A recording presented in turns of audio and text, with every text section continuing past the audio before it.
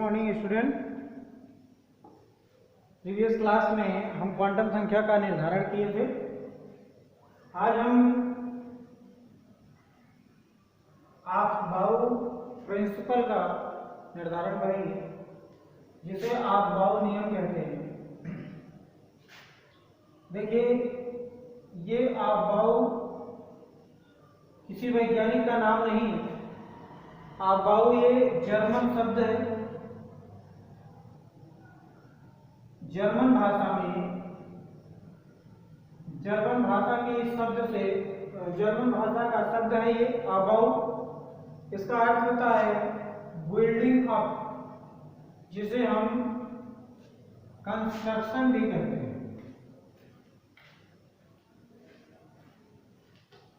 ठीक है, रचना करना, ये अफबाऊ का नियम है। अफबाऊ शब्द का अर्थ है। इस अफबाऊ के नियम में इलेक्ट्रॉनों की स्थिति, इलेक्ट्रॉन किसी उपकोष में कितने इलेक्ट्रॉन उपस्थित होते हैं, कौन सा इलेक्ट्रॉन किस उपकोष में उपस्थित है, इन सब का निर्धारण ये करता है। इसके माध्यम से इलेक्ट्रॉनिक कॉन्फ़िगरेशन का भी निर्धारण हो जाता है। इलेक्ट्रॉनिक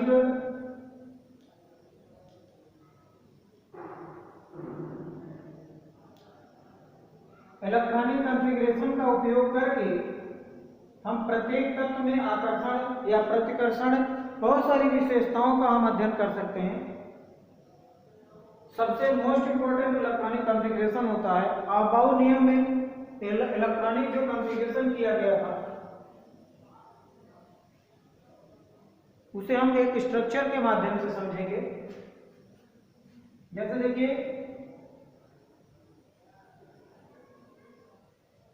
स्ट्रक्चर बनाने का जो इलेक्ट्रॉनिक कॉन्फ़िगरेशन करने का जो तरीका है, उसका हम स्ट्रक्चर कैसे निर्धारित करेंगे सरल तरीके से।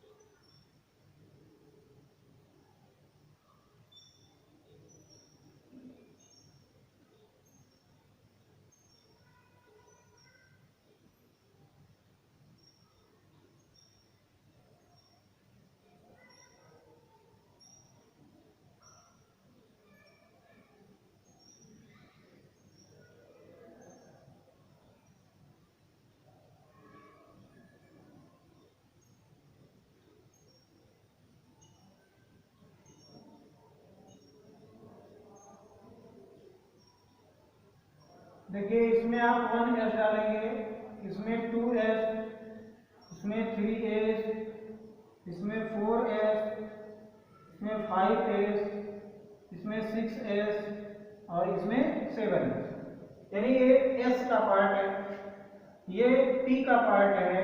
ये 2 है, 2 के सामने 2 लिखिए, उसके बाद यहाँ p, फिर उसके बाद 3p, फिर उसके बाद 4p, फिर उसके बाद 5p, फिर 6p, फिर 7p।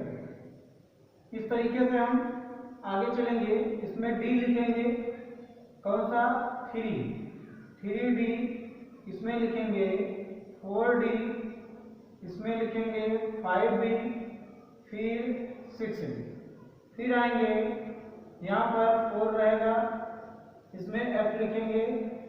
ठीक है, इसमें f। तो आप देख रहे हैं कि इसमें 7 गोले बने हुए हैं। 7 गोलों में 1 से लेकर के 7 तक s की संख्या। इसमें 6 गोले बने हैं 2 से लेकर के 7 तक। इसमें 4 गोले बने हैं 3 से लेकर के 6 तक। इसमें 2 गोले बने हैं 4 और 5। इस तरीके से आप देखिए, इसको आप कैसे स्ट्रक्चर में परिवर्तित करेंगे, ध्यान दीजिएगा।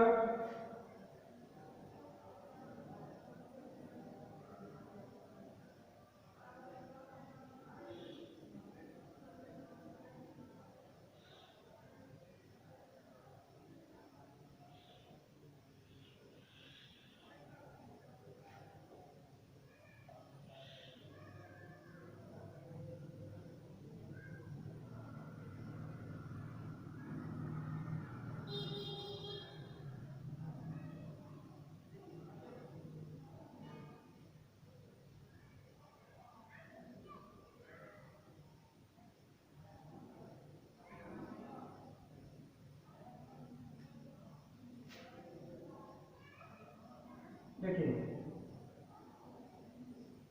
आप क्या करेंगे, इसको आप पीछे से ऐसे, इसको ऐसे मैच करें, ठीक है। फिर इसको आप इस तरीके से इधर मैच कर देंगे, इसी तरीके से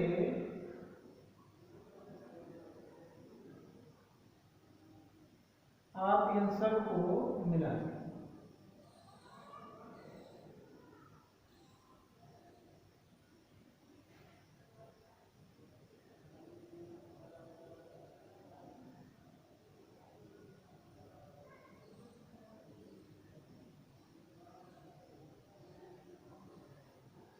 ठीक है,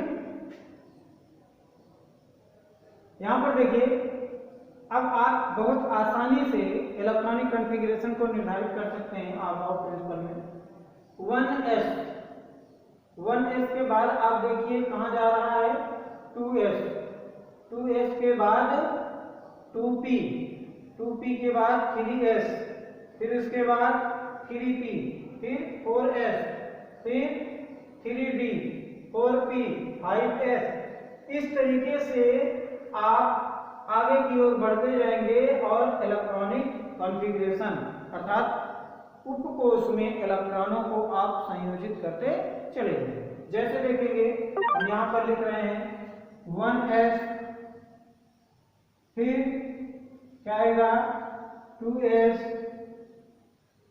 फिर क्या आएगा 2p, फिर 3s, फिर कहां 3p, फिर आप पहुंच रहे हैं कहां 4s, फिर आएंगे कहां 3d, फिर 4p, फिर कहां जाएंगे 5s। इस तरीके से आप आगे बढ़ते चले जाएंगे। 5s के बाद कहां पहुंचेंगे 4d, ठीक है, 4d के बाद 5p। इस तरीके से आप निर्धारित करते चले जाएंगे, आगे बढ़ाते चले जाएंगे, ठीक है।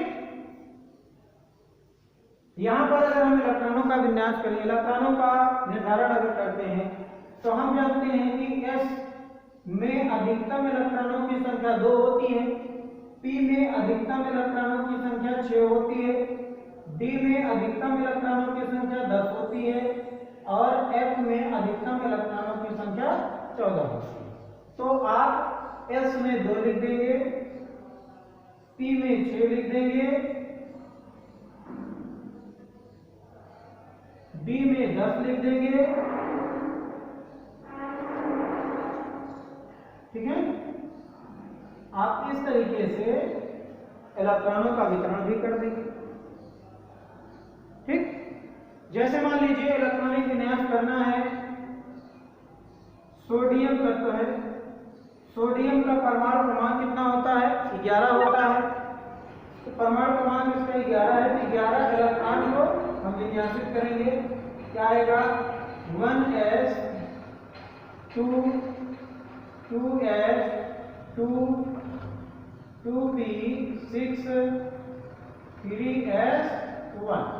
अब यहां पर देखिए 3s में 2 आ रहा है, लेकिन हम यहां पर 3s1 लिख रहे हैं क्योंकि इलेक्ट्रॉन के अकॉर्डिंग अधिकतम इलेक्ट्रॉनों की संख्या इतनी है, 2 लिख सकते हैं, 2 से 3 नहीं लिख सकते, लेकिन 2 से कम लिख सकते हैं, यानी इलेक्ट्रॉन अधिकतम 2 है, p में अधिकतम 6 है, 1 भी हो सकता है, 2 भी हो सकता है, 3 भी हो सकता है, 4 भी हो सकता है, 5 भी हो सकता है, 6 हो सकता है, लेकिन 7 नहीं हो सकता, तो अधिकतम 6 है।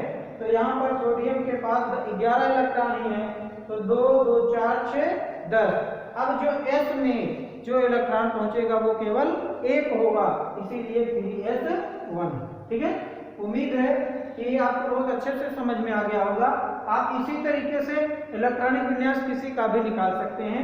पीरियोडिक टेबल में कुछ तत्व तो ऐसे हैं जो अबाउट नियम को फॉलो नहीं करते हैं, जैसे क्रोमियम है, कॉपर है, इन सब का इलेक्ट्रॉनिक विन्यास जो होता है वो पूर्ण भरित कोष और अर्ध भरित कोष के आधार पर होता है।